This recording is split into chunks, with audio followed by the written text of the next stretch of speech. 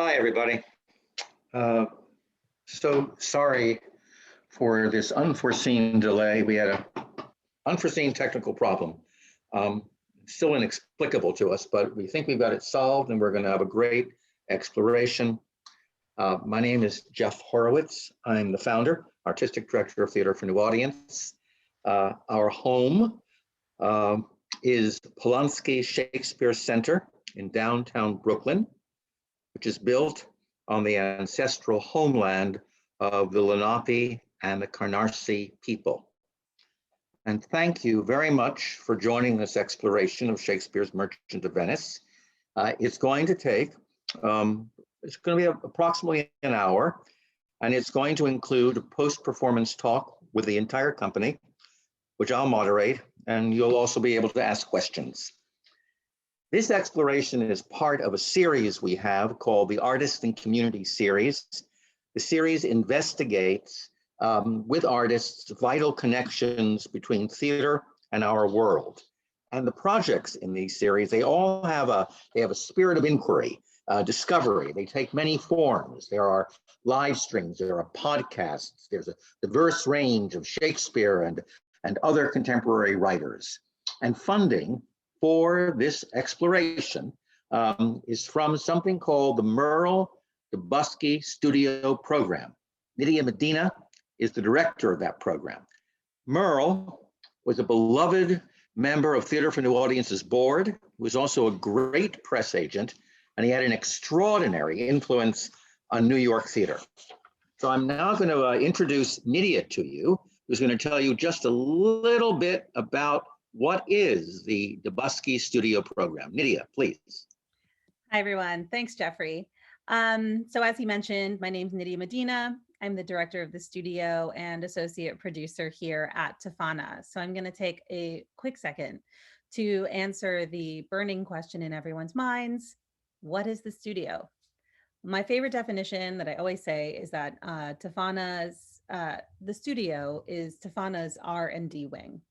So that means we end up, we do a lot of testing, experimenting, we explore, and most of all, like the whole point, we support artists in their work without pressure or expectation. So the great thing about the studio is, you know, when an artist has a new play or an old play they want to explore, or an idea or a crazy experiment, we can give that space. And whatever the outcome is, either that didn't work at all, or wow, I think we're onto something, or yes, or maybe let's try something different, then every single version is a success. So I really do think that the magic of the studio is absolutely present in this Zoom today with these really incredible artists who are also incredibly understanding and patient with our technical difficulties. And I definitely want to get right to it. So come back on here, Jeffrey. We can totally begin now. Thank you so much, everybody, and welcome. Thanks, Nydia. So let me introduce the company. The exploration is directed by ARIN ARBUS. It has ISABEL ARRAIZA, DANAYA ESPERANZA, Ian Lassiter, AJAY NAIDU, ALFREDO NARCISO, Graham Winton, and John Douglas Thompson, who is our Shylock. John and ARIN have had a wonderful collaboration at Theater for New Audience that goes back over a decade. They've worked on Othello, Macbeth, Ibsen's The Doll's House, and Strindberg's The Father, played in rotating repertory, and this Merchant is going to be their next project together. It is the first Merchant of Venice since Theater for New Audience produced Darko Dresniak's staging featuring F. Murray Abraham as Shylock in 2007, and again in 2011. We went on a national tour with that production. This afternoon, what we're doing is you're going to have a behind the scenes look at the initial steps in a journey towards a full production of Merchant. As Nydia was saying, it's very, very, very useful to be able to have explorations without the pressure of a full production. So that's what we're doing. These are initial steps. And to give you some context, before the rehearsals began, they began this Monday, but before they began, John, Aaron, and I spoke with Ayanna Thompson. She's a Shakespeare scholar, author, and she's also the chair of Theater for New Audiences Council of Scholars. And we spoke about her view about how race functions in this play. This past Wednesday, we shared the first steps of the exploration, and we shared with audiences work on Act 1, Scene 3, Act 2, Scene 2, Act 2, Scene 4, and Act 3, Scene 1. Then the company went back into rehearsal this past Thursday and Friday, and they were looking at the trial scene. That's Act 4, Scene 1. And that's what we're going to share with you this afternoon. As many of you probably know, this past Wednesday was International Holocaust Remembrance Day. That's an international memorial day, and it commemorates the end of the tragedy of the Holocaust that, of course, occurred during the Second World War. It's, of course, impossible to produce The Merchant of Venice without acknowledging the tragedy of the Holocaust, and without acknowledging that this play provokes controversy. Is it an anti-Semitic work and Shylock a wicked, toxic monster? Or is it a remarkable, multifaceted play about prejudice and hatred in which Shylock and all the characters in the play are human, complex, and flawed? That's one of the key questions that this company has been grappling with in the exploration. When Shakespeare wrote Merchant of Venice, it was about 1594, Jews had been banished from England since 1290, nearly 300 years. And Shakespeare's play was probably also in conversation with Marlowe's The Jew of Malta, which was first performed 5 years earlier in 1589. Usury, loaning at excessive interest, had been banned in England in canonical and secular law for centuries. However, when Shakespeare wrote Merchant, loaning at interest of up to about 10% was tolerated. It was not legal, but it was tolerated. Now, to review the scenes immediately before the trial scene, what's happened is, at the beginning of this play, Bassanio went to his friend Antonio, who's a merchant of Venice, because Bassanio is heavily in debt. And he appeals to Antonio to loan him enough money so he can travel to Belmont to woo Portia, a rich heiress. If he's successful, Bassanio will, as Portia's husband, become wealthy, and he'll be able to clear all his debts and repay Antonio. The amount of the loan isn't mentioned, but Antonio doesn't have any available cash. He's heavily invested in shipping, and all his, quote, as he says, fortunes are at sea, end quote. Antonio, however, tells Bassanio to ask around Venice to see if there's someone who will furnish credit to Antonio so he can loan the funds to Bassanio. When Shakespeare wrote The Merchant of Venice in 1594, Jews in Venice had been required to live in a ghetto for about 80 years. They could only leave this ghetto from noon to 6 p.m. They also had to wear a sign identifying themselves as Jews, and they could only practice a few professions: melting metal, dealing in secondhand goods and clothing, and managing Venice's pawn shops, but only at controlled prices. The cast of the play lists 19 characters. Only 3 are identified as Jews, and Shylock, who's included in that, is identified as a rich Jew. So Bassanio has gone to Shylock, and he asks Shylock to loan Antonio 3,000 ducats. That's about $633,000 today. Antonio is an acknowledged anti-Semite. Shylock, an acknowledged observant Orthodox Jew. And he says in the scene many times to Antonio that Antonio has attacked him for lending money at interest, has called Shylock a devil, a cutthroat dog, spat upon him, and now Shylock observes Antonio wants his help. So Shylock says he will, instead of charging any interest, make a friendly as he calls it, merry agreement. Shylock suggests that he will loan if Antonio agrees that if he defaults on the loan, Shylock can cut a pound of Antonio's flesh from whatever part of Antonio's body Shylock wishes. Bassanio objects. Antonio agrees. Now, there's two other important parts of the story of the play. The first is that Shylock's wife, Leah, has died. Shylock is a single parent and has raised his daughter, Jessica. Unbeknownst to him, after Shylock has made the loan to Antonio, that Jessica, who has been wooed by Lorenzo, a Christian, now plans to elope. After Shylock has made the loan to Antonio, he returns home and he discovers that Jessica and Lorenzo have eloped, and Jessica has stolen Shylock's money and jewels, including a diamond that Shylock purchased for 2,000 ducats.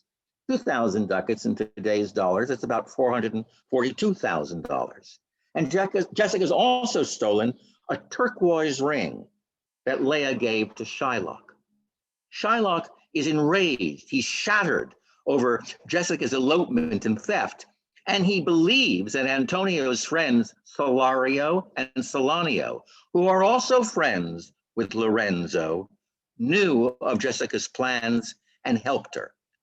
So Shylock has now suffered many losses, including a 3,000 ducat loan and jewels worth well over 2,000 ducats. That's easily well over $1 million.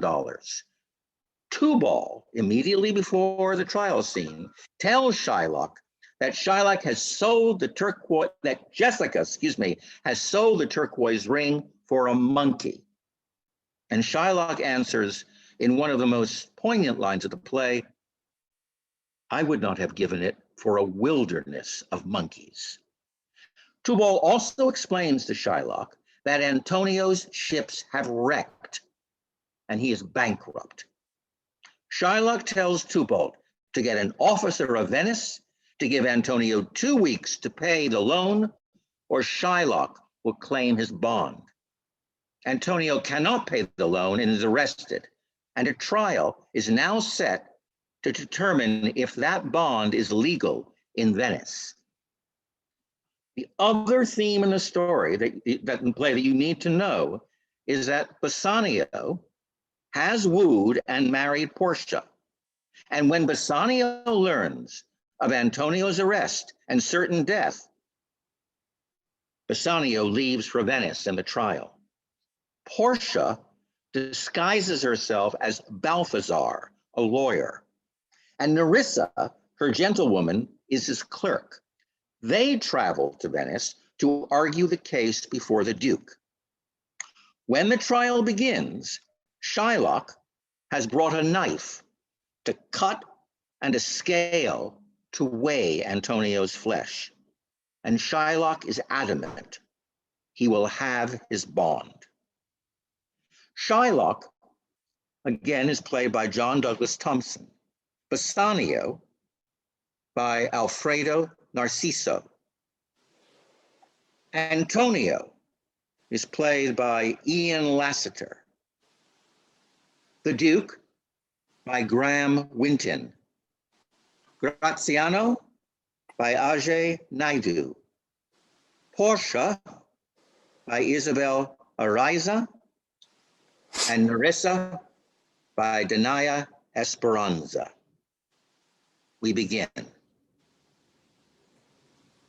What, is Antonio here? Ready. So please your grace. I am sorry for thee. Thou art come to answer a stony adversary, an inhuman wretch, incapable of pity, void and empty from any dram of mercy. I have heard your grace hath ta'en great pains to qualify his rigorous course. But since he stands obdurate, and that no lawful means can carry me out of his envy's reach, I do oppose my patience to his fury, and am armed to suffer with a quietness of spirit the very tyranny and rage of his. Go one and call the Jew into the court. Make room and let him stand before our face. Shylock, the world thinks, and I think so too, that thou but leadest this fashion of thy malice to the last hour of act, and then, 'tis thought, thou'lt show thy mercy and remorse more strange than is thy strange apparent cruelty. And where thou now exacts the penalty, which is a pound of this poor merchant's flesh, thou wilt not only loose the forfeiture, but, touched with humane gentleness and love, forgive a moiety of the principal, glancing an eye of pity on his losses, that have of late so huddled on his back, and now to press a royal merchant down, and pluck the commiseration of his state from brassy bosoms and rough hearts of flint, from stubborn Turks and Tartars, never trained to the offices of tender courtesy. We all expect a gentle answer, Jew. I have possessed your grace of what I purpose, and by our holy Sabbath, I sworn to have the due and forfeit of my bond. If you deny it, let the danger light upon your charter and your city's freedom. You'll ask me why I rather choose to have a weight of Arian flesh than to receive 3,000 ducats. I'll not answer that, but say it's my humor. Is it answered? What if my house be troubled with a rat, and I be pleased to give 10,000 ducats to have it baned? What? Are you answered yet? Some men there are love not a gaping pig, some that are mad if they behold a cat, and others, when the bagpipe sings in the nose, cannot contain their urine, for affection, master of passion, sways it to the mood of what it likes or loathes. Now, for your answer. As there is no firm reason to be rendered why he cannot abide a gaping pig, why he a harmless necessary cat, why he a woolen bagpipe, but of force must yield to such inevitable shame as to offend himself being offended, so can I give no reason, nor will I not. More than a lodged hate and a certain loathing I bear Antonio, that I follow thus a losing suit against him. Are you answered? This is no answer, thou unfeeling man, to excuse the current of thy cruelty. I am not bound to please thee with my answers. Do all men kill the things they do not love? Hates any man the thing he would not kill. Every offense is not a hate at first. What, wouldst thou have a serpent sting thee twice? I pray you think, Bassanio. You question with the Jew. You may as well go and stand upon the beach and bid the main flood bait his usual height. You may as well use question with the wolf, why he hath made the ewe bleat for the lamb. You may as well forbid the mountain pines to wag their high tops and make no noise when they are fretting with the gusts of heaven. You may as well do anything most hard as seek to soften that than which what's harder, his Jewish heart. Therefore I do beseech you, make no more offers, use no farther means, but with all brief and plain conveniency, let me have judgment, and the Jew his will. For thy 3,000 ducats, here is 6. If every ducat in 6,000 ducats were in 6 parts, and every part a ducat, I would not draw them. I would have my bond. How shalt thou hope for mercy, rendering none? What judgment shall I dread, doing no wrong? You have among you many a purchased slave, which, like your asses and your dogs and mules, you use in abject and slavish parts, because you bought them. Shall I say to you, let them be free? Marry them to your heirs. Why sweat they under burdens? Let their beds be made as soft as yours, and let their palates be seasoned with such viands. You will answer, the slaves are ours. So do I answer you. The pound of flesh which I demand of him is dearly bought. 'Tis mine, and I will have it. If you deny me, fie upon law. There is no force in the decrees of Venice. I stand for judgment. Answer. Shall I have it? Upon my power, I may dismiss this court, unless Bellario, a learned doctor, whom I have sent for to determine this, come here today. My lord here stays without a messenger with letters from the doctor. You come from Padua. Bring us the letters, call the messenger. Good cheer, Antonio. What, man, courage yet? The Jew shall have my flesh, blood, bones, and all, ere thou shalt lose for me one drop of blood. I am tainted wether of the flock, meetst for death. The weakest kind of fruit drops earliest to the ground, and so let me. You cannot be better employed, Bassanio, than to live still and write mine epitaph. Came you from Padua, from Bellario? From both, my lord. Bellario greets your grace. Why dost thou whet thou knife so earnestly? To cut the forfeiture from that bank route there. Not on thy soul, but on thy soul, harsh Jew, thou makest thy knife keen. But no metal can, no, not the hangman's axe, bear half the keenness of thy sharp envy. Can no prayers pierce thee? No, none that thou hast wit enough to make. Oh, be thou damned, inexecrable dog, and for thy life let justice be accused. Thou almost makes me waver in my faith to hold opinion with Pythagoras that the souls of animals infuse themselves into the trunks of men. Thy currish spirit governed a wolf who, hanged for human slaughter, even from the gallows did his fell soul fleet, and whilst thou liest in thy unhallowed dam, it fused itself in thee. For thy desires are wolfish, bloody, starved, and ravenous. Till thou canst rail the sea from off my bond, thou but offense thy lungs to speak so loud. Repair thy wit, good youth, or it will fall to cureless ruin. I stand here for law. This letter from Bellario doth commend a young doctor, a learned doctor, to our court.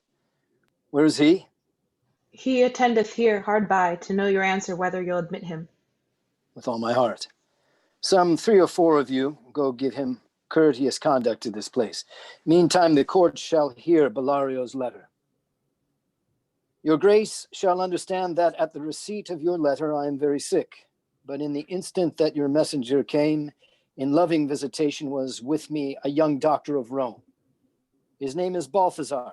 I acquainted him with the cause and controversy between the Jew and Antonio the merchant. We turned o'er many books together. He is furnished with my opinion, which, bettered with his own learning, the greatness whereof I cannot enough commend, comes with him at my importunity to fill up your grace's request in my stead. I beseech you, let his lack of years be no more impediment to let him lack a reverend estimation, for I never knew so young a body with so old a head. I leave him to your gracious acceptance, whose trial shall better publish his commendation. You hear the learned Bellario what he writes. And here, I take it, is the doctor come. Give me your hand. Come you from old Bellario? I did, my lord. You are welcome. Take your place. Are you acquainted with the difference that holds this present question in the court? I am informant truly of the cause.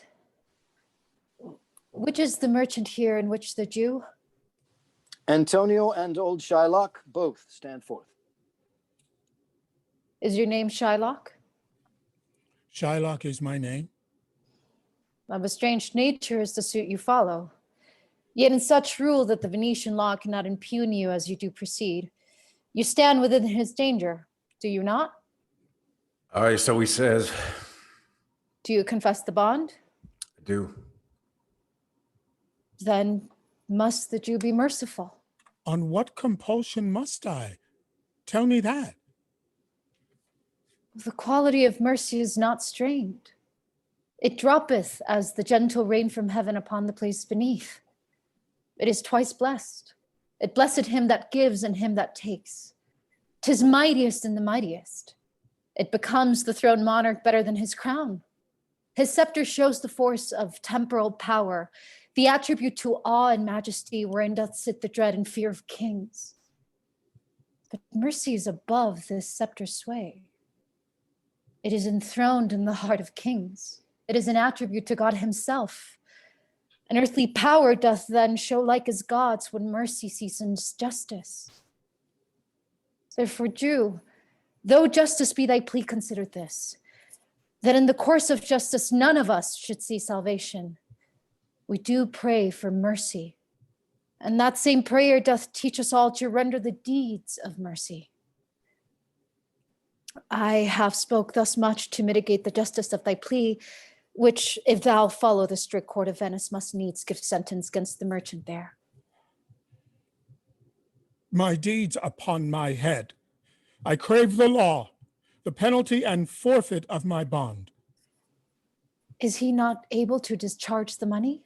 Yes, here I tender it for him in the court, yea, twice the sum. If that will not suffice, I will be bound to pay it 10 times over, on forfeit of my hands, my head, my heart. If this will not suffice, it must appear that malice bears down truth. And I beseech you, rest once the law to your authority. To do a great thing, do a little wrong, and curb this cruel devil of his will. It must not be. There is no power in Venice can alter a decree, establish it. It will be recorded for a precedent, and many an error by the same example will rush into the state. It cannot be. A Daniel come to judgment. Yea, a Daniel. O wise young judge, how I do honor thee. I pray you, let me look upon the bond. Here it is, most reverend doctor, here it is. Shylock, there's thrice thy money offered thee. An oath, an oath. I have an oath in heaven. Shall I lay perjury upon my soul? No, not for Venice. Why, this bond is forfeit. And lawfully, by this, the Jew may claim a pound of flesh to be by him cut off nearest the merchant's heart. Merciful, take thrice thy money. Bid me tear the bond. When it is paid according to the 10, it doth appear you are a worthy judge. You know the law. Your exposition hath been most sound. I charge you by the law whereof you are well deserving, proceed to judgment. By my soul, I swear there is no power in the tongue of man to alter me. I stay here on my bond. Most heartily I do beseech the court to give me my judgment. Why then, thus it is. You must prepare your bosom for his knife. O noble judge, O excellent young man. For the intent and purpose of the law hath full relation to the penalty which here appeareth due upon the bond. 'Tis very true. O wise and upright judge, how much more elder art thou than thy looks? Therefore, lay bare your bosom.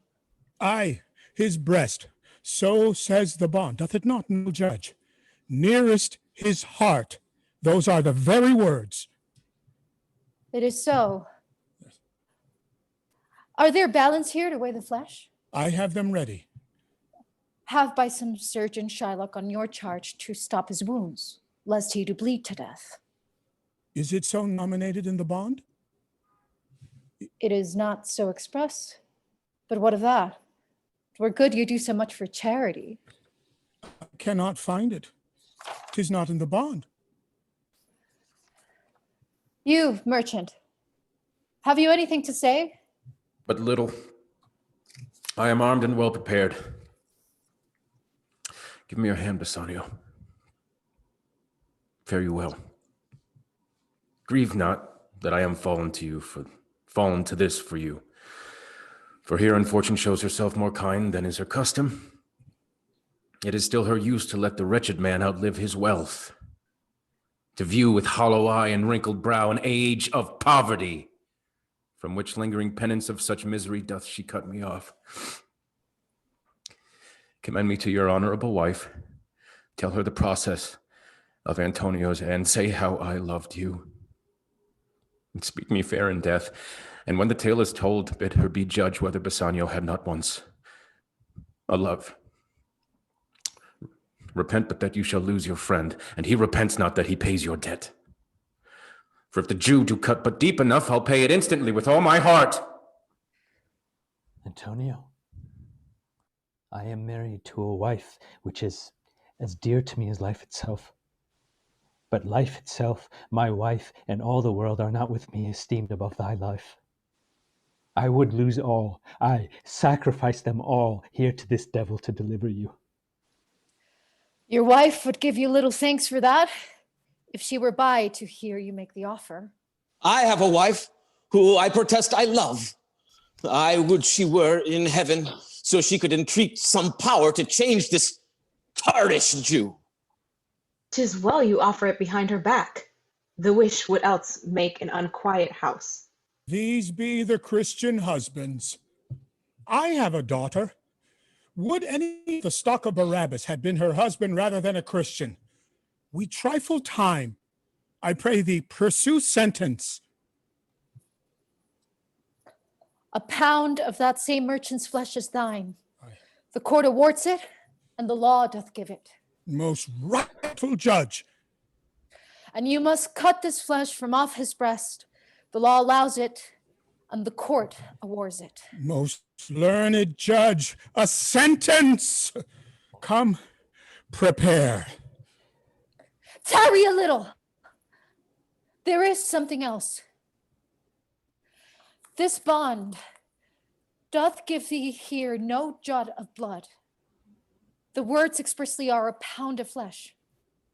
Take then thy bond, take thou thy pound of flesh, but in cutting it, if thou dost shed one drop of Christian blood, thy lands and goods are by the laws of Venice confiscate unto the state of Venice. Upright judge, Mark, Jew, learned judge. Is that the law? Thyself shalt see the act, for as thou urgest justice, be assured thou shalt have justice more than thou desirest. Learned judge, Mark, Jew, a learned judge. I take this offer then. Pay the bond thrice and let the Christian go. Here is the money. Soft! The Jew shall have all justice. Soft, no haste. He shall have nothing but the penalty. Jew, an upright judge, a learned judge. Therefore prepare thee to cut off the flesh. Shed thou no blood, nor cut thou less nor more, but just a pound of flesh. If thou takest more or less than just a pound, be it but so much as makes it light or heavy in the substance, or the division of the 20th part of one poor scruple. Nay, if the scale do turn but the inestimation of a hair, thou diest, and all thy goods are confiscated. A second Daniel, a Daniel Jew. Now, infidel, I have you on the hip. Why doth the Jew pause? Take thy forfeiture. Give me my principal and let me go. I have it ready for thee. Here it is. He hath refused it in open court. He shall have merely justice and his bond. A Daniel, still say I, a second Daniel. I thank thee, Jew, for teaching me that word. Shall I not have barely my principal? Thou shalt have nothing but the forfeiture to be so taken at thy peril, Jew. Why then the devil give good of it. I'll stay no longer question. Tarry, Jew! The law hath yet another hold on you. It is enacted in the laws of Venice, if it be proved against an alien that by direct or indirect attempts he seek the life of any citizen, the party against which he doth contrive shall seize 1/2 his goods. The other half comes to the privy coffer of the state, and the offender's life lies in the mercy of the Duke only against all other voice.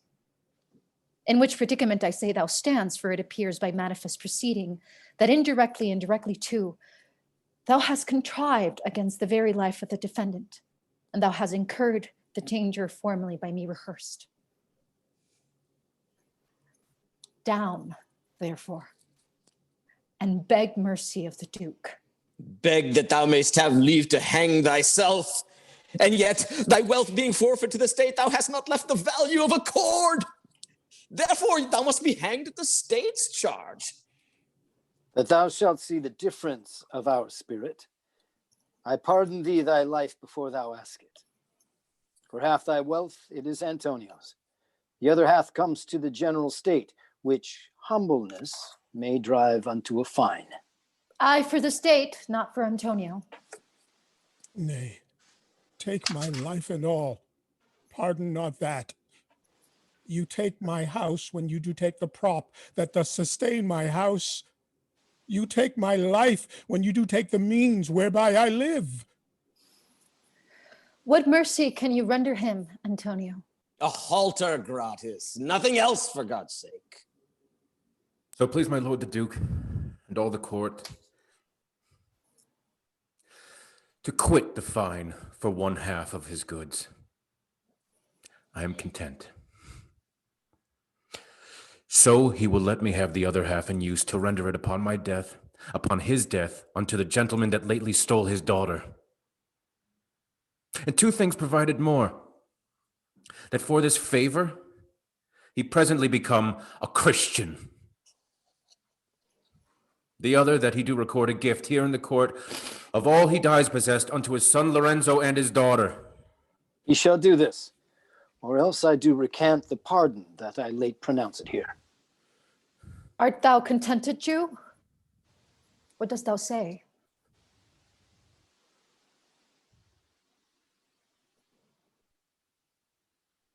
I am Clerk, draw a deed of gift.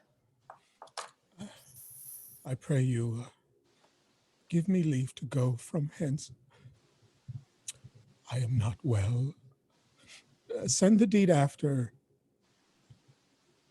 and I will sign it. Get thee gone, but do it. In christening, thou shalt have 2 godfathers. Had I been judge, thou shouldst have had 10 more to bring thee to the gallows, not the font. Sir, I entreat you home with me to dinner. I humbly do desire your grace of pardon. I must away this night toward Padua, and it is meet I presently set forth. I am sorry that your leisure serves you not. Antonio, gratify this gentleman, for in my mind you are much bound to him. Most worthy gentlemen, I and my friend have by your wisdom been this day acquitted of grievous penalties, in lieu whereof 3,000 ducats due unto the Jew we freely cope your courteous pains withal. And stand indebted over and above in love and service to you evermore. He is well paid, that is well satisfied. And I, delivering you, am satisfied, and therein do account myself well paid. My mind was never yet more mercenary. I pray you know me when we meet again. I wish you well, and so I take my leave. Dear sir, of force I must attempt you further. Take some remembrance of us as a tribute, not as fee. Grant me 2 things, I pray you, not to deny me and to pardon me. You press me far, and therefore I will yield. Good. Give me your gloves. I wear them for your sake. And for your love, I'll take this ring from you. Do not draw back your hand. I'll take no more, and you in love shall not deny me this. This ring? Good sir, alas, it is a trifle. I will not shame myself to give you this. I will have nothing else but only this, and now methinks I have a mind to it. There's more depends on this than on the value. The dearest ring in Venice will I give you, and find it out by proclamation. Only for this, I pray you, pardon me. I see, sir. You're a liberal in offers. You taught me first to beg, and now methinks you teach me how a beggar should be answered. Good sir, this ring was given me by my wife, And when she put it on, she made me vow that I should neither sell nor give nor lose it. That skew serves many men to save their gifts.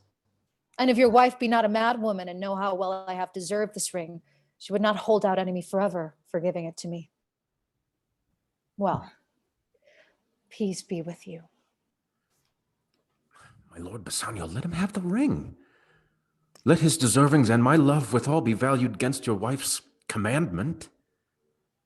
Go, Gratiano, run and overtake him. Give him the ring, and bring him, if thou canst, unto Antonio's house. Away, make haste. Come, you and I will thither presently, and in the morning early will we both fly toward Belmont. Come, Antonio.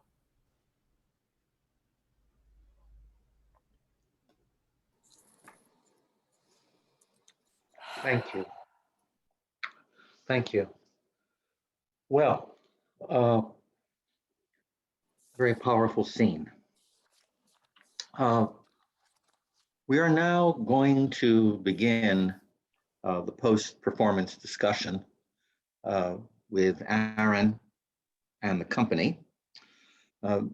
Before we start, I want to introduce Tatiana Casas-Quinones, who is the manager of a humanities program, and she's going to explain how the discussion and the question and answer possibilities can work on Zoom. So let me introduce Tatiana, and then she'll do that. Tatiana, please. Thank you. Hello, everyone. As Jeffrey said, my name is Tatiana, and I'm the manager of humanities. So we're going to have a conversation for about 30 minutes, and then we'll open it up for questions. At the bottom of your screen, you'll see that there's a button marked Q&A, and that opens a chat box where you can submit questions. And you can do this at any time during the talk. I won't see them, but TFANA staff are monitoring the Q&A feed, and they'll select as many questions as possible. If your question is selected, a staff member will reply in the chat box to let you know, so keep an eye for the reply. And when it's time for your question, you'll be connected to the conversation with your audio, not your video. So again, at any time during the talk, you can use the Q&A function to type in your question, and we'll do our best to get to you. So please welcome back Jeffrey and tonight's cast, along with our director, ARIN ARBUS. Thanks, Tatiana. Thank you. Okay, so we're now all back, and we're going to start this little discussion. And I'd like to start with a question for ARIN. When Merchant of Venice was first produced in Elizabethan England, it was performed for an audience that was almost certainly mostly white in a Christian country in which Jews had been expelled 300 years earlier. Portia makes a racial slur in this play about Morocco's complexion. And the play certainly seems, and has often been done this way, as a conflict between white Christians and outsiders, and certainly a group of those outsiders are Jews confined to a ghetto. Now, you're exploring a play now with a diverse company. And I wonder if you could talk about what is the value for you of looking at the play through the prism of a diverse company? Sure, I can talk a little bit about that, and I think it would probably be good to have that's great. I'll weigh in on that too. The company share their thoughts. So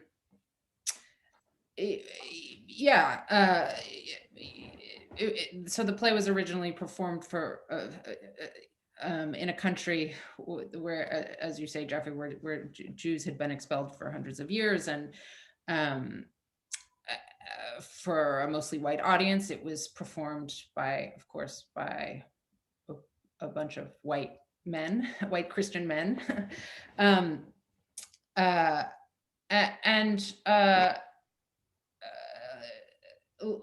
In that time, that affected the meaning of the play in a big way. And I guess I'm interested in what this play means to us now in America in 2021. And what does it have to say about us and our society? You know, we seem to live in an increasingly hostile and divided country that seems kind of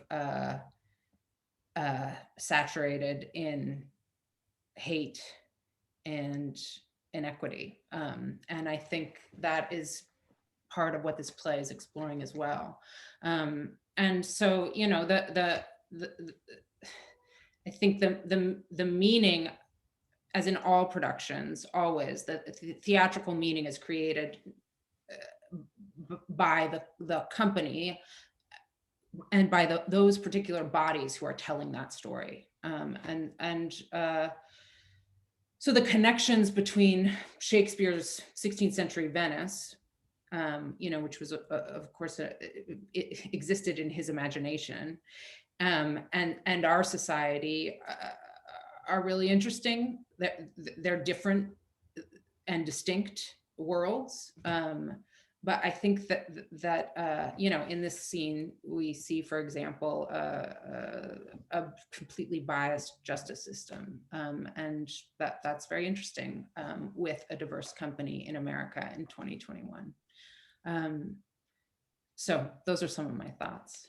Does anybody else want to share, jump in? Anyone in the company, please. Well, I wanted to jump in because I was one of the cast members that was adamant on her view about this play. And I feel totally transformed. And I know it sounds trite, but I genuinely am in rehearsing. How are you transformed? I mentioned, I told the cast, you know, I said a few days ago, there are certain Shakespeare plays that I question why we're still doing them today. And Merchant was certainly one of them. I was sold on the idea that it's an anti-Semitic play, and I defended my point of view. I still stand by it, but I'm more open to having this conversation. And what happened was that by having these bodies tell the story, it just brought to light a space of, you know, a conversation where it was just intersectional. We talked about, you know, what is assimilation in America? I brought at least, you know, my own point of view and my humanity and my journey that, you know, the audience doesn't have to know about it, but we kind of brought our own humanity and we discussed about our own personal experiences. I came to this country when I was 23, right? And just having, for example, like a brown Portia judging a Shylock, that played by John Douglas Thompson. What is that story, right? And so for the first time, I thought, oh, you can, it's, I think, crucial to bring those three times, right? Study it within the context of the time, the Venice that Shakespeare imagined, and contemporary America. I mean, that's why it's a classic. And so I was kind of, I'm still, you know, I said the last time, oh, I'm very much on the fence about this play. But for example, I was ready to not give Portia the benefit of the doubt, right? With my own views of, and I know that is terrible to say as an actor, because, but I was like, guys, I'm just going to play it this way. And, and then I had a moment yesterday where it cracked open something inside of me that it was, I couldn't stop crying, right? During rehearsal and after rehearsal, about the cruelty and the violence and the humanity and the choices that we decided to tell in this version of this reading. And so for me, I just think like diversity enriches the conversation and it opens up new channels of rethinking the classics. That's why it's necessary. And that's the world, right? Like, this is what the world looks like. I think we should welcome everybody to it.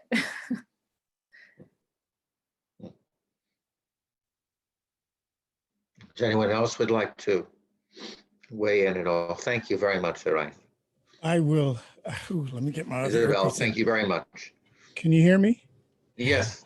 You know, I've been doing this work for quite a long time. So from just a from just a very basic perspective, to see this work with different kinds of people, different hues of people, different religion, different colors, different backgrounds, different cultures, only serves to broaden the work. If this work is to be done one particular way and to have only one particular vision or center one race's or individual's story, then the play loses its humanity. And then you don't really have people don't feel the invitation to come to the play.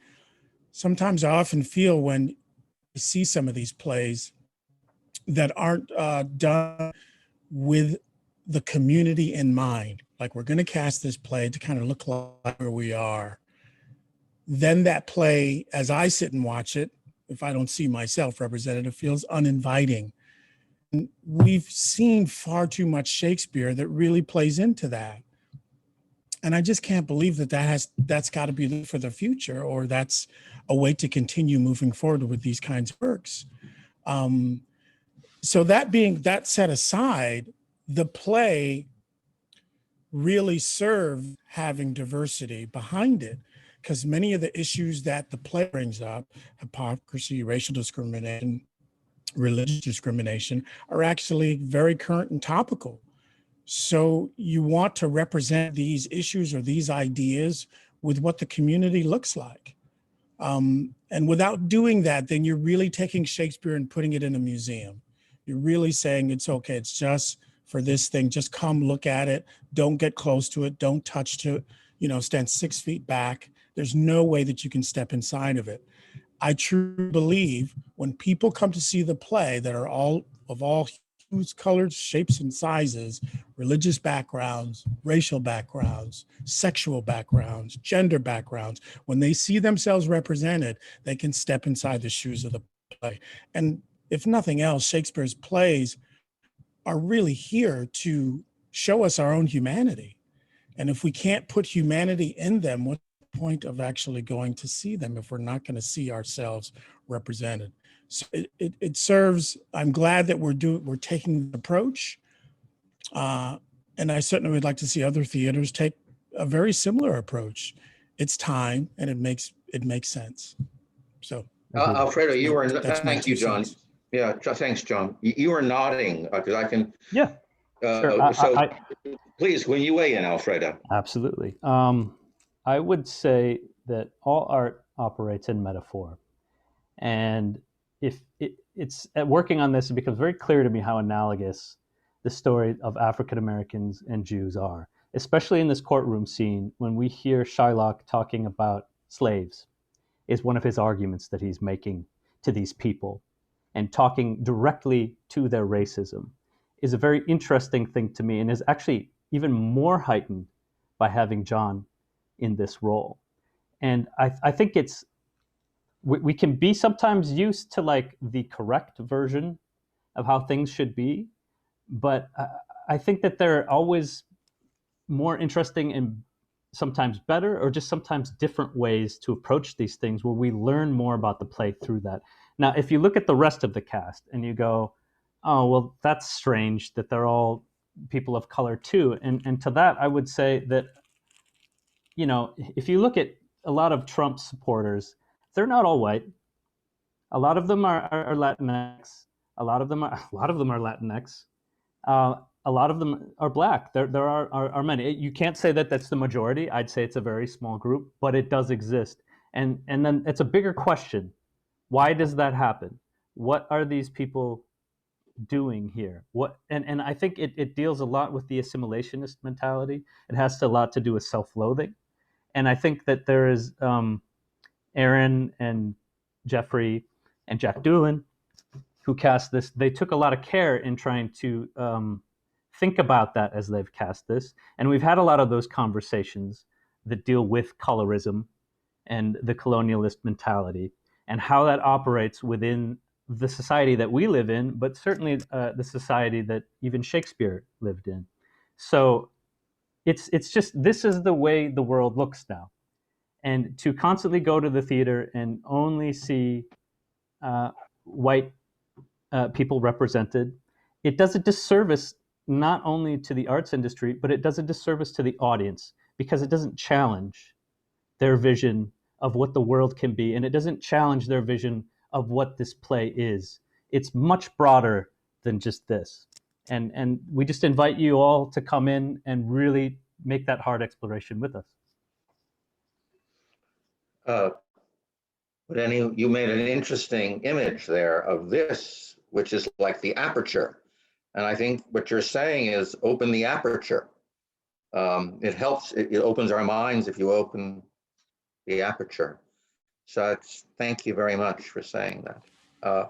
We didn't know, Aaron didn't know, no one knew how this would work. So it's very exciting to discover what you've just, to experience what you've been discovering this week. Anyone else like to weigh in, or I can go to another, go to another question, or please, someone else wants to say something. Ajay?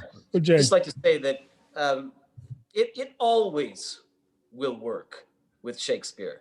If people aren't enjoying or taking something from it, or can't accept that it takes on new fragments and new windows through which we look, that's not his fault, and it's not Shakespeare's fault if it's not enjoyable. It's definitely on another series of things. You know, it's not Shakespeare's fault. Is basically what I'm saying. Not to blame. And you can put it. My blame. You can put anyone in the world in any of these parts, and it would yield other insights and other. It'll be fruitful. New things. It doesn't matter. And I am, after this many years of doing it, still somewhat shocked that people would think, oh wow, that's so new to put people of color in the. I mean, obviously it's very interesting and new and says something new each time, but it's certainly not like a success to scandal if it works. You know what I mean? Anyway, thank you. I just have to say that. In response to Ajay and this whole conversation, I talked a little. I know we've talked about this in rehearsal, so forgive me for my cast that's already heard me say things like this. But I think in this particular play, why it is, in my opinion, making some people uncomfortable, or they're seeing something in I don't know, maybe in that revolutionary way that Ajay was talking about, that for us isn't necessarily that, is because this play addresses race head on when you cast it in this way. And as we talked about in our last talk back on Wednesday night, there is no Jewish gene. And Jewish persecution has happened in so many places. There are brown and black Jews. And like in most societies, the darker you are, the lower you are on the rung of the ladder, right? Of the social ladder. And it is important to address that. And it's also important to address in this country that white Jews have white privilege and Black Jews do not have that privilege. And I think why it feels like this toss up in the way that maybe like Othello doesn't. Othello already starts at the top. He has a fall from grace, right? And perhaps in this society we are used to seeing that. We're used to hearing of hearing about Black men committing crimes.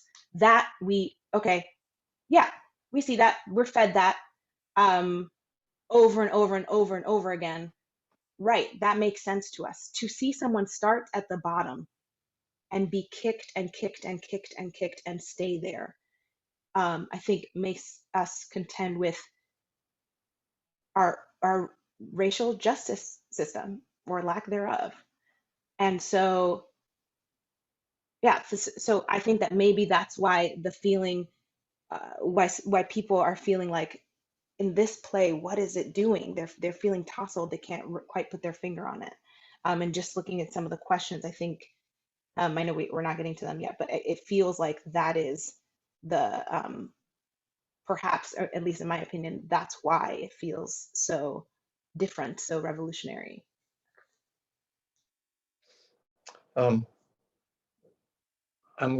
Anyone else want to say something, or otherwise I can ask another question? Okay, let me, Alfredo, why do you feel Bassanio doesn't refuse the loan when Shylock sets the terms? He could say, look, that's absurd. In fact, he does say that, but he's putting his friends. Now, why does he accept it, do you think? That's a great question. I think the very pat, easy answer is that Antonio gives him assurances that everything's going to be fine. So you could say that, but I think more than that, I think that Bassanio is trying to find a way to change his life. He's at that point where he needs to make a change, and if he doesn't do it now, it's not going to happen. And so he's willing to roll the dice in the same way that Antonio is willing to roll the dice. But Antonio also gives him those assurances.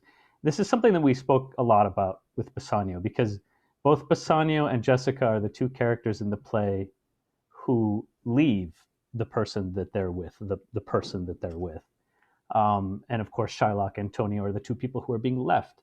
And so those are two interesting stories that are work in juxtaposition to one another.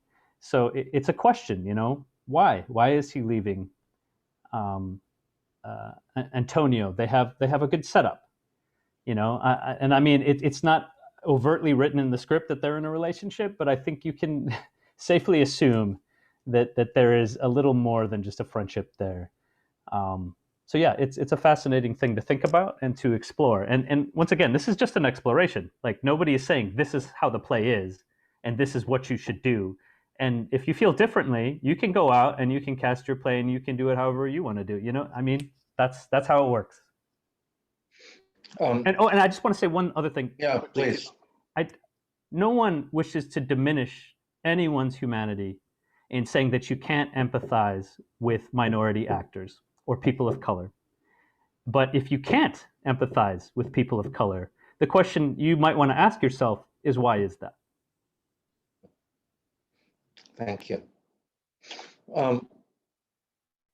Since Antonio, you were mentioned in my question to Alfredo, Ian, what do you feel is the value in this play put on transaction, financial transactions? What is the value, the human value, put on those transactions? In other words, what's the relationship between what a person is worth and the financial transaction that that are made in the play? Yeah. Well, Renaissance Venice seems to be a gigantic capitalist hub, not that dissimilar from New York City. So I would say a person's wealth has a lot to do with their human value in the eyes of the other people that live in Venice. Aside from race and aside from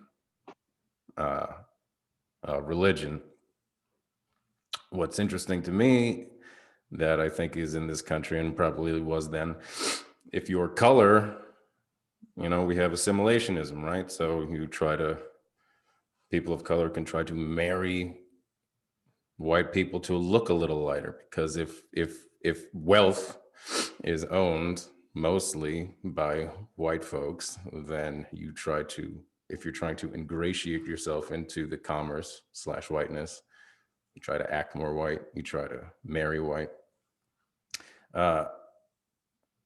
If we're going to explore race in this play, then I think that's an exploration of assimilation too, which then gets tied exactly back into transaction and how transactions work and what your wealth, what your monetary worth is.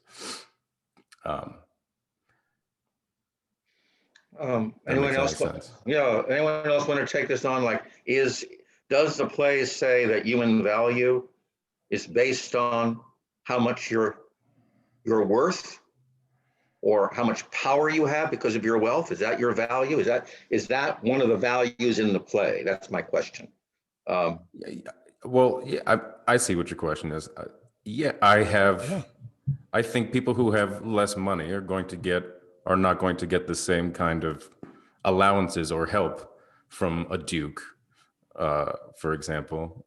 Like a peasant is not going to be able to the duke isn't going to call some doctor of the law that knows all the ins and outs of how Venetian law works to help out a peasant. He's doing that for me because I'm one of the I'm one of the wealthiest merchants in Venice. I help make commerce happen in Venice. I help make Venice happen. So I think absolutely your monetary value has impact on your, humanity or whatever. Yeah. I agree. And I also, go ahead. No, go ahead. Danaya. Yeah, go ahead. I just want to say, yes, I agree 100%. And if you are in this production Black, it does not matter how much money you have. You are still on the bottom. Because Antonio, yes, he is a gentleman. He's one of the richest people, but he doesn't have any money right now. He doesn't have any money. It's like, we will bail the billionaires out. It's exactly what's happening in this country. We will bail the billionaires out, and everyone else be damned. And if you are once again, the darker you are, the less it matters if you have money, right? Like it's both. I think it's both. It doesn't, Shylock can't buy can't get a ticket onto the society and into the society. He's still an alien. It doesn't matter if he was born and raised here. He's an alien of the state. I think the play's definitely transactional. And Jeffrey, you had made this point earlier. Yeah. And, the play does go to lengths to try to say, if you have money, you have power. But it also says to Shylock, who does have money, you have no power. So it's what society, or whatever the society that's set up to say, okay, we will establish this person who has money, they have power. But this other person who's an alien, even if they do have money, we cannot let them have power. Because if we do, then we set up another situation. I mean, I think that's what Shylock is not plying, saying, I have money, I have power. He's saying, I have bond, which is law. So in that sense, because this is Venice, and you cannot break these laws that you made, or else you're going to damage your reputation. That's the power I think Shylock has in that moment. I stand for my bond. I have some law behind me. This is going to help. Because I think at this point, that's why he denies all the offers for money. He denies them. I don't want thrice times. I don't want 2 times the money.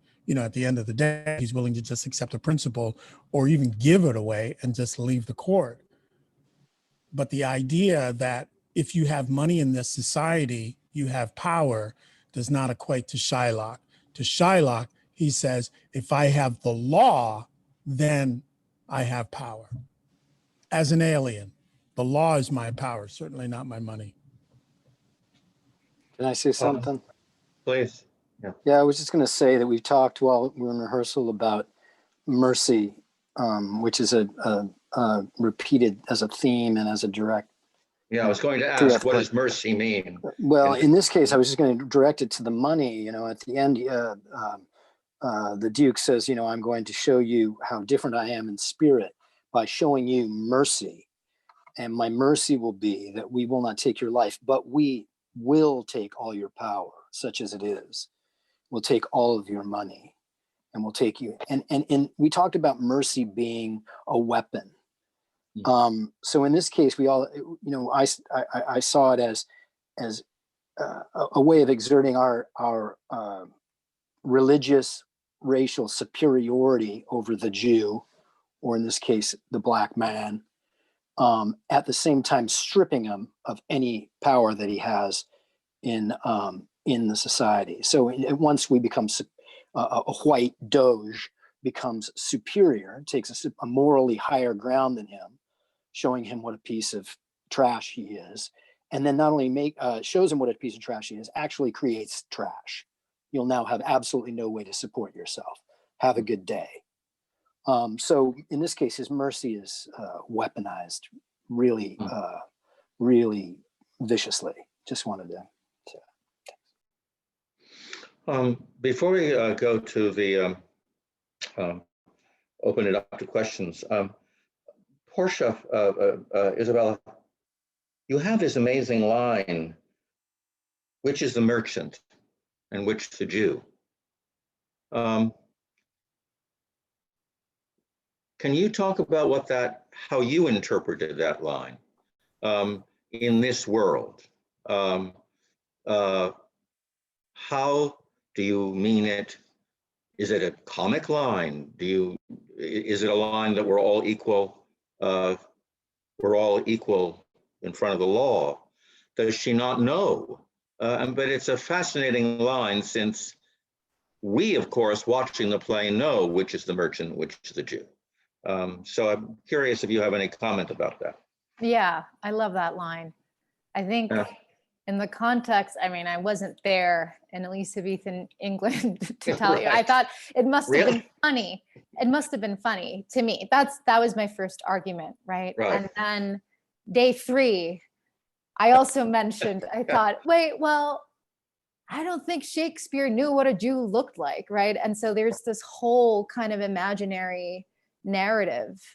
Do they have horns? Are they bloodthirsty, right? And you can't tell them apart.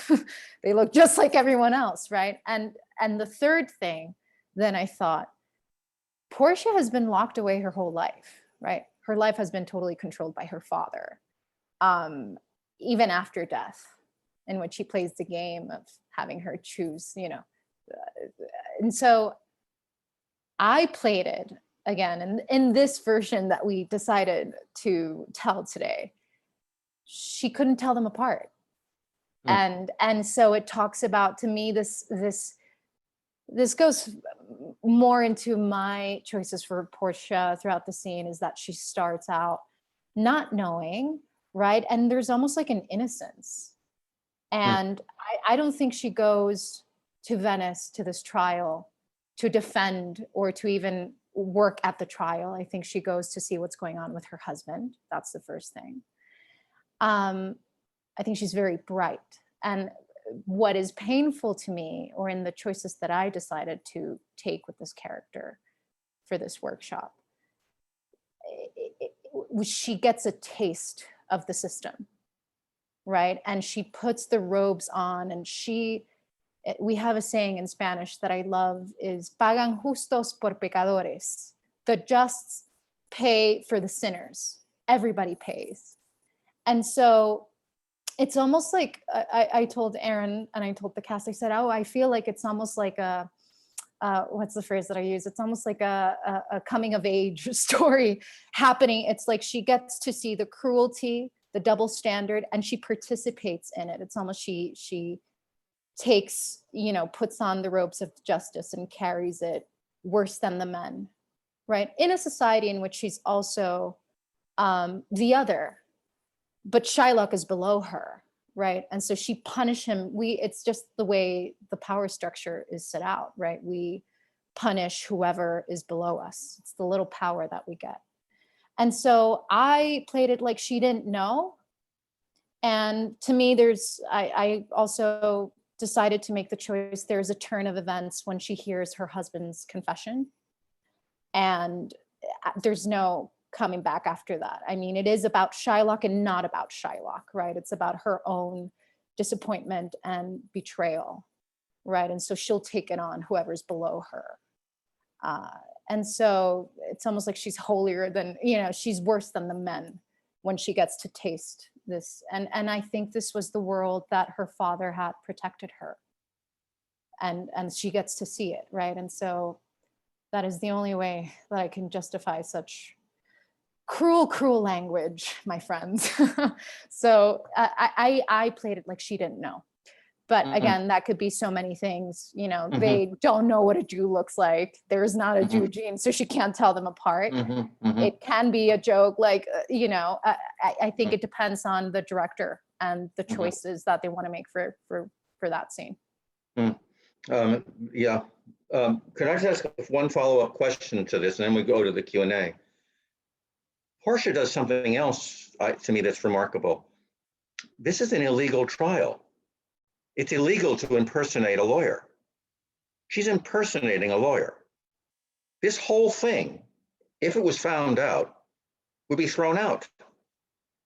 So why does she not care? Or does she care about that? Does she still think what I'm saying is right, even though I'm breaking the law to say it?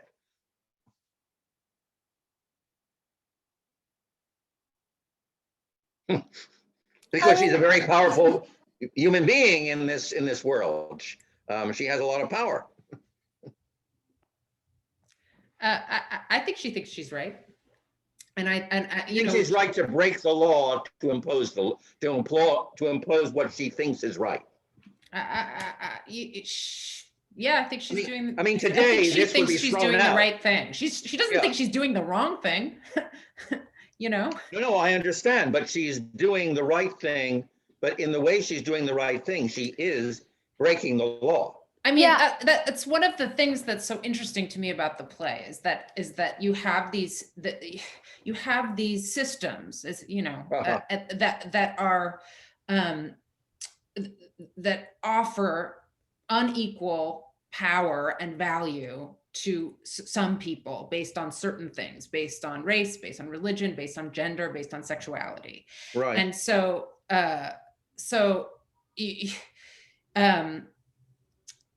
that's not right. And Portia is stuck in that situation at the beginning of the play where she is helpless, and it must obey her dead father's whim. And that is what is going to determine her entire future. She cheats, and shit, what's she supposed to do? Yeah. And so the rigidity of the system makes you cheat. I mean, is the it right unfairness of the system? Yeah. Is it right that women are not allowed to be lawyers? Is it right that there is no woman who has any voice in that whole trial scene, except if they're dressed up? I mean, I think she's totally wrong, but for what she does, but she thinks she's right, and I totally see her point. Yeah, and also I would say that Bellario, her cousin, is staking his reputation to allow her to do this. So he obviously has a lot of faith in her, and I think wants to give her the opportunity. Do you think that Bellario is real? Do you think that's real, or you think? Do you think? Yeah, because otherwise she would just be Bellario, right? Because she forged it. If the Duke knows Bellario, then she forged it because Bellario gives her credibility. I mean, I don't know. I'm just taking it at face value. I mean, that's another interpretation too. I won't, PP on that. But yeah, it's a great thing about Shakespeare. It causes, okay. Did anyone have any comments before we go to the Q&A? on this last point, please. John, can't hear you. You're muted, John. Okay, can you hear me? Yeah, I have one brief point. I saw the whole thing with Portia coming in to the court, you know, dressed up in disguise. Yeah, you're right. It's illegal on one sense, but it does play into the comedic aspect, quote unquote, comedy of the play, that this kind of this kind of show can actually happen, where someone can just come in another disguise and proceed over something so incredibly important. So I don't know if that plays into the comedic aspect of the play. It doesn't seem like it should, but maybe that's where it comes from. When I hear it and when I watch it and say, oh, that's kind of funny, she's going to go side over this really important trial, and then it gets serious really fast and it's no longer funny. But that's me. Right. Okay. Is it all right if we go to the questions now from the audience? I think it's great. Very rich soil. I could talk about this for a long time, but I would let some other people ask some questions besides me. Okay, so hold on here. Let me see. Let's see. I have two questions here. The first is from Ben in Charlottesville, Virginia. Are we ready for Ben to come up and ask his question? Tatiana, Peter, is that okay?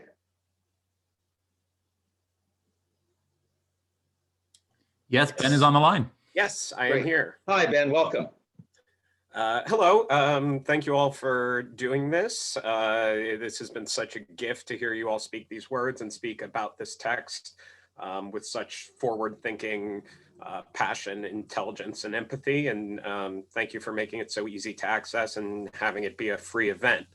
The question that I have for you all today concerns what happens after this amazing climactic and somewhat brutal scene, and how you begin to approach the fact that there is more play after this, and you have to spend time with characters who the audience has just witnessed treat another human being with such cruelty and brutality.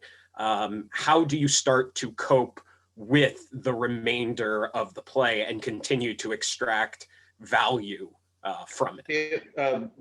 Ben, do you want to direct that to any particular, or anyone in the company? Not just anyone in the company. I'm just curious to how you all feel about it. What happens in Belmont after Venice? Act 5.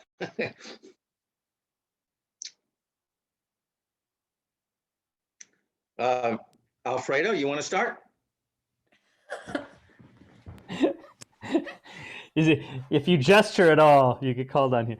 Well, Aaron had sort of brought this up before too. The way that for this particular production, I think for the direction we're going, is there doesn't seem to be any winners in this. I think this is a Pyrrhic victory for sure.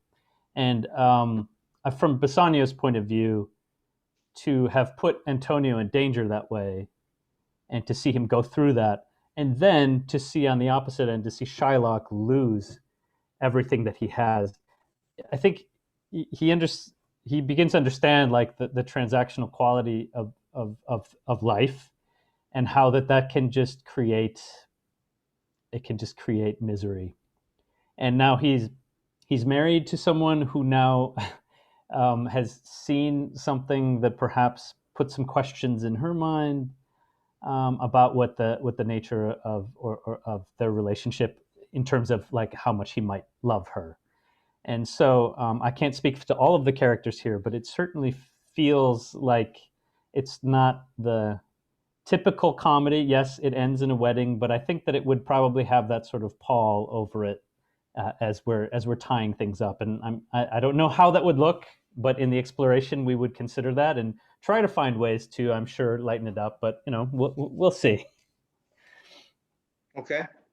Anyone else want to respond about what happens? I mean, Danaya, you have this amazing line, and right soon after the trial, when you're with your husband and you say, "I am never merry when I hear sweet music." Jessica says that. Why is she never merry?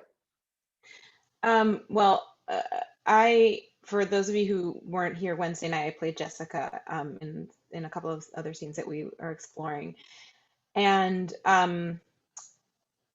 I think that, as we talked about in rehearsal, Jessica has made a grave mistake. And I think that she's very lost. In terms of music, I'm not sure of the laws around the Jewish laws around what music I can listen to. It's certainly not Venetian. So I think part of it is my upbringing in that's not my world. That music hasn't been part of my world. I've been sheltered from that. And my father in one of the scenes we explored on Wednesday tells me to close the windows, like, to keep the house sober. And I think that is, that's not the first time. But I also think that later on in the play, Jessica loses her voice. She doesn't speak towards the end. When she hears what happens to her father, she no longer talks. And I think that when a character is silent, I think that is that's to be explored in Shakespeare. She gets the news that she's gonna get the money, and she does not speak. I think it's having chosen the wrong side. I abandoned my roots. I abandoned my father in his hour of need. And I don't know that I necessarily know that in that moment, but in that moment, I'm certainly lost. There's no one around really on my side, right? And in this world that we've created, I cannot change my skin color. I may have been able to convert to Christianity, but in this version, I can't change my skin color, and everyone around me is lighter than me, has more privilege in the society. I will always be the outcast. There's no, and they don't understand. It's not like they're sympathetic, right? They're not empathetic towards me. They're like, you're different. And we talked about this in rehearsal. I have certainly, because of the institutions that I've been part of in my educational career and my theatrical career, have been in rooms where people say that to me. You are different. And quite literally, and I told my cast this, my parents hate Black people, but they love you. And I was told that as a child. So that, I think, is the world she has decided to live in. And it's a mistake. She's lost, because in that world, she's still other. And she has no one to hold her hand. She has no one that she can actually talk to. She doesn't talk. Thank you. Okay, I'm going to go to the next question. Anne from Seacliff, New York, and you're up. Peter, Tatiana, can you help? And is Anne ready? Yes, hi. This is actually Dan and Anne are together in Seacliff. Okay. Hi. Hello. And I wanted to start with a shout out to Aaron, because we participated in the Merchant of Venice program, I guess, discussion group back in the summer. And it was so terrific that we stole your idea, Aaron, and started a group on our own, and we are a group of about a dozen. We're on our third Shakespeare play, and we do one act a week, and we read the act. It's terrific. So thank you. But it's also a good lead-in to my question. In the course of exploring the three plays, we have found, and people are watching productions during the week before we get together, and we have found some really interesting, very diversely cast productions. For example, the 12th Night 2018 film is a very diverse cast. The Julius Caesar Donmer production is an all-female cast. There's another Julius Caesar Royal Shakespeare, which is set in post-colonial Africa, that is terrific. And they each bring, kind of a different sensibility to the material. But in the course of the discussion, I got into kind of an argument with a dear friend who said, and her point was, when I first started watching these diverse productions, I said, gee, these don't make sense. I mean, there's like cognitive dissonance. And now I'm kind of colorblind, and it's great. I'm just watching it for the acting. And I said, I think you're missing the point. I think that we're not at a point in this country where we can afford to say that we're colorblind. So I guess my question is that kind of the right way to think about the diverse cast? And maybe my final comment is, Isabel, the fact that that you're playing Portia makes the point, to me at least, that racism, yes, can be personal, but it's also institutional, and the purveyor of racism, color almost doesn't matter in a way, and that point doesn't come across if you're white. But anyway. Anyone want to respond to the question, or have any comments? It's nice that you do that with your people and take the time to dig into it, because it does yield so much, yields relentlessly more and more about the human condition and so many things, and it functions on so many different levels, personally for anyone exploring it. And I just think that that's a very worthy and admirable exercise that you and your group are doing. And I can't tell you how pleased I am to hear that that your perspective on how it can that it has shifted towards accepting the fact that color does matter, but it doesn't matter. And I like the contradiction of the point you made. And I just wanted to say that's nice. That's good. Alfredo, do you want to say something? Or sure, I can say something real quick. Okay. I totally agree. I think that's wonderful that you're doing that. And I would say that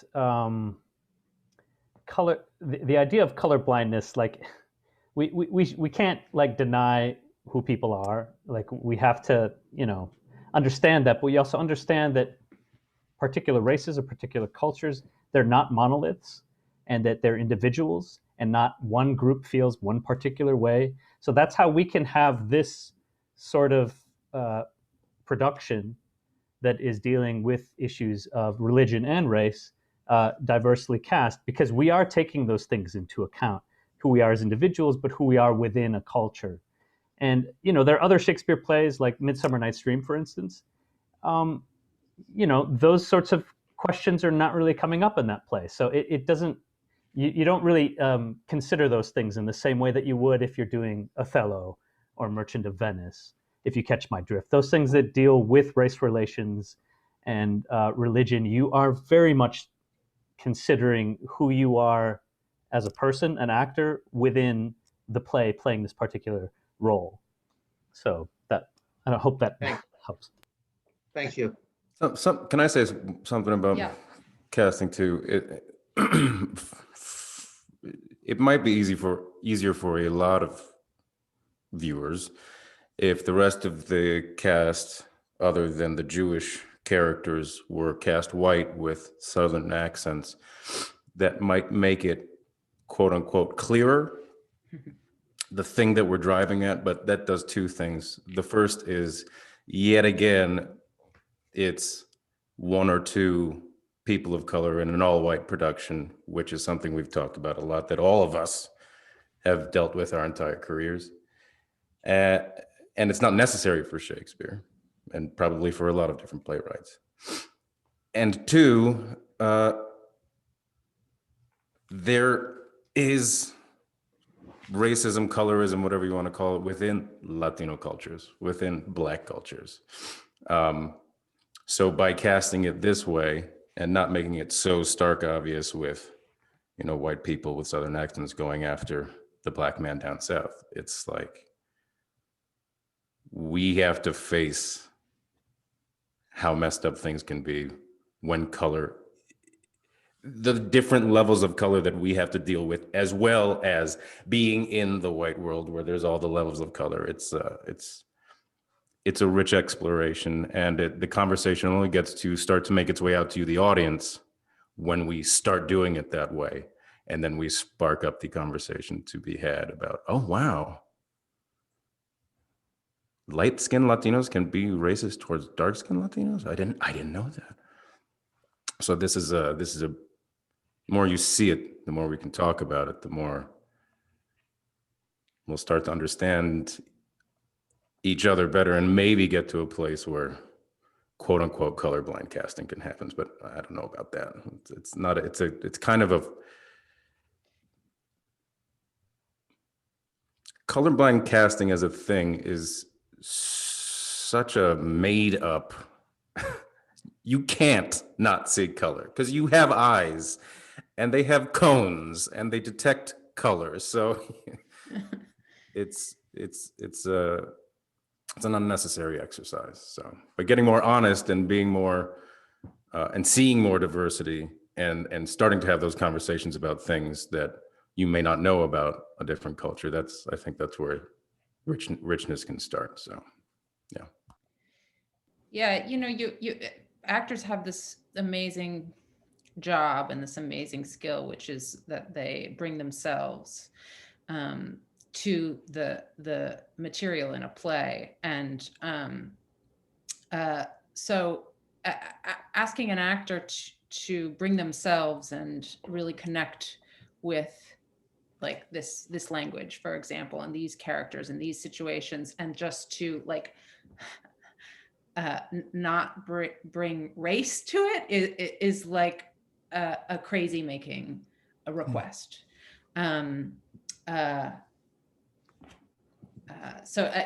It's actually what you said, that we don't live in a world that is colorblind, and so I don't know how you can have a colorblind production. I think it's more important to be. Go ahead, Danaya. I think it's more important to be deliberate about the casting than to say we are casting this character, we're colorblind for this character, because to be very honest with you, whenever I have gone in for an open ethnicity role, I am usually the only Black person in that room. And I have usually not been cast in that role. And I think it's because racism is systemic, and unless and there is a preference, an unconscious preference for whiteness in this culture. There are studies that I'm sure some of you have heard about, where even resumes with Black sounding names or Latino sounding names were not looked at, even if they had the same credentials as a white sounding name. What does that, I mean, what does that mean? It's like John versus Juan, right? Like John's gonna get looked at, period, even without a photo, it is, unfortunately, we always have to be vigilant and we always have to be questioning. So I think it's important to be deliberate about the casting versus, we're going to go colorblind, because then all of a sudden you probably have a mostly white cast. And the way, and I also want to add, Alfredo, in some of these plays where it doesn't matter, and I agree it shouldn't matter. For Midsummer, I have only ever gone in and played Hermia, the fierce, angry, feisty one. And I think that's very telling. Where it shouldn't matter, it still matters. So I think we have to be looking at okay, what are we doing? What does that mean when usually the Black actress is playing Hermia, the one who wants to fight, right? Like, what are we doing? So I think it's always important to think and question. And of course, like Aaron was saying, there's no way for me to like say, oh, I'm not an Afro-Latina who grew up, like who was in Cuba and then came to this country. It's so complex. It doesn't necessarily, not all plays are about race, but there's no way, like in your life, there's no way to put blinders on, and you shouldn't. Shouldn't have to. I just would like to add to this. It also works in another way, in that, like, sometimes I get, and I'm sorry to be talking about, but sometimes I get called in for parts. I'm an Indian person, and I got called in for parts that are nothing like me. I mean, like, just like, completely emasculated, like, nerdy, like, I mean, like, whatever it is, far away from anything that I would ever be. But they see that my name is AJAY NAIDU. And so they're like, oh, well, there's an Indian dude, he can come in. You know what I mean? Let's see every kind of Indian dude for this. Even if the, I mean, so there's a strange thing. I mean, because it can become exhausting for an actor. I mean, anyway, I just wanted to say that on the other side, it also works. Like we're like, oh, I'm only here because the character is listed as this race, but I share about as much essence with this character as nothing. Do you know what I mean? So I just wanted to commiserate in this moment with. I'll say something briefly, certainly to the audience that's out there. The kind of discussion that you're actually hearing from us actors talking to you now, and also what we were doing in rehearsal, that level of discussion about race and diversity and discrimination almost never happens. It is so rare to have this kind of a discussion, this kind of a dialogue about our lives, about what they mean, about the ideas of the play and how they can run parallel to our lives. That if nothing else, this level of exploration has done that. Because I've sat in many rehearsals, and most of them Shakespearean. We've never had this conversation. Never. It just doesn't come up for myriad reasons. I won't go into those, but to now realize that we can have a rehearsal process where this can be an active part of it, this level of discussion, this level of bringing our own personal lives to the work and our stories and allowing that to be shared with the plays, I think is quite profound. I haven't heard these things in the 20 years that I've been doing this sort of work. People are afraid to talk about it. So lastly, I'll just say, just for that, and maybe this will be what the future is for rehearsal rooms, because people will deliberately, as Danaya is saying, cast and use diversity in bringing forth these productions. So these kinds of discussions will be happening in rooms. They'll be fruitful for the production. Actors will get a lot out of it. Other actors will also hearing it a lot of it. And ultimately, hopefully the audience in seeing these productions will see that when we lead with diversity and agency, it only betters the productions. culturally, it can't help but better the productions, better our understanding, open our aperture, as we were talking about earlier, of really understanding the meanings of the plays and the people that you live around, because you're dealing with people in your own community. So that's what I'm taking out of it. Oh my goodness, as we move forward, these discussions will happen because people will make a deliberate attempt to diversify their casting and have other stories centered as opposed to whiteness. And that's exciting. Thank you. Thank you, John.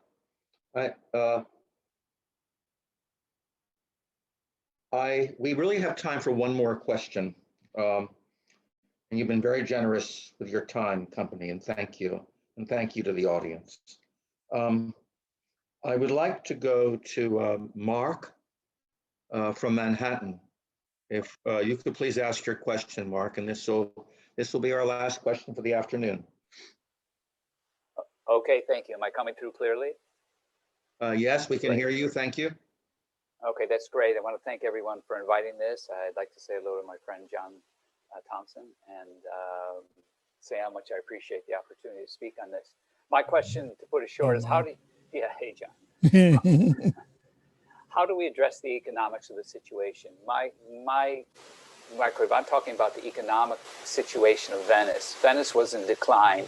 The New World had been discovered. Spain was getting all the gold, from Mexico and wherever. The Ottoman Empire was taking over the Mediterranean, which was the turf of Venice.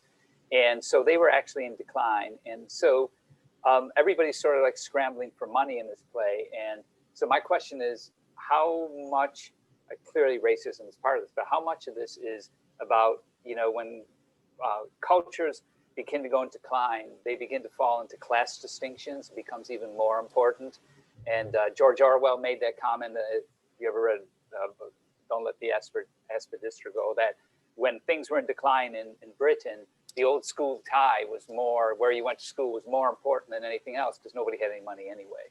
So how much of this do you guys think is about, culture in decline and the need to dominate others because of that and to fall back on class distinction? I mean, sound familiar? Yeah. Right. You just described America. You pretty much did. But also I'd say, Mark, you pretty much described to me why Bassanio feels he really needs to do something about his financial position. We are getting closer to a different form of a political system that you're dealing with. And so he needs to find a way to make sure that he has more power within that system. Otherwise, he's going to be destitute and he's going to be out on the streets. So that to me seems like a very good motivation to try to get married and, extricate himself from the current situation. Anyone else want to answer, Mark? I'm totally in agreement with Aaron. I think you just described the U.S. Isn't it amazing that we can address all of these issues with this play, that we can ask all of these questions. And I'm brought back to the question, how do you keep going in the play after the trial scene? It's life. And I think that is so, that it's so brilliant of Shakespeare to make us keep going, because life doesn't stop at in these climaxes, right? We have to live with the discomfort and the pain and picking up the pieces and hiding whatever we're hiding, right? And it's so brilliant. Shakespeare puts himself in this play too, in Bassanio and Antonio, and how complex these people are, who are queer and yet bigots. It's not one thing or the other. And I think it's so important for us to recognize that our lives are not black and white. Our lives are this complex, and it have been since the beginning of time, but certainly since the U.S. became a nation. There were brown people and Black people who owned Black slaves. This has always been the story of this country, and this was a story of Venice, as many people have been writing in the questions. I know we didn't get to them. They're talking about these figures who were Black and brown in England, and I just think it's so. I just wanted to say that because, yeah, that was happening then too. So I think Shakespeare was putting everything in it, right? So I think we should also be putting everything, everything in it, because that's what he did. He didn't say it's one thing or the other. No, he made us look at everything. And so I think if we don't continue to do that, then we're doing a disservice to the plays, because he was doing that. And if we just make it one thing or the other, we are doing a disservice. Not only does it make the work better when we do this, if we are not doing this, we're doing a disservice to what Shakespeare was writing. Yeah, can I say one thing? Absolutely. To the question, and that was that, you see, as power is lost, the rise of tribalism or xenophobia or anything. It seems to me that in this play and in a lot of Shakespeare's plays and in the world at large, and certainly in our country right now, so much is fear driven and fear of the other, but no, fear of a loss of what I have, fear of a loss of what I can no longer get. It's self-centered fear is a driver of not only individual resentment and hatred, but of a need for attachment to a group so that I can in some way empower myself. And that's where you're going to get countries, people gathering with each other. I'm going to get this guy who looks like me, is in my class, whatever it might be, but countries as well. This country is going to grab this country, and we are going to think this way, and that we may exert our power internationally. So it goes from interpersonal relations as tight as a family to international relations as big as the globe. But it's fear, in my view, generally, it's fear driven, and that's instinctual. It's animalistic in a way, and probably the most powerful emotion, driving emotion behind hatred, and as I say, anger and resentment as well, I think. But anyway, thank you. And your cats agree with you too, Graham.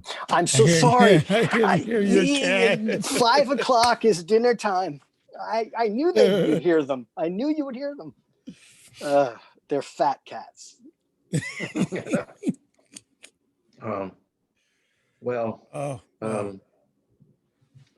been a wonderful conversation and a rich conversation. And I want to thank you for your work this week and for your cracking open the play and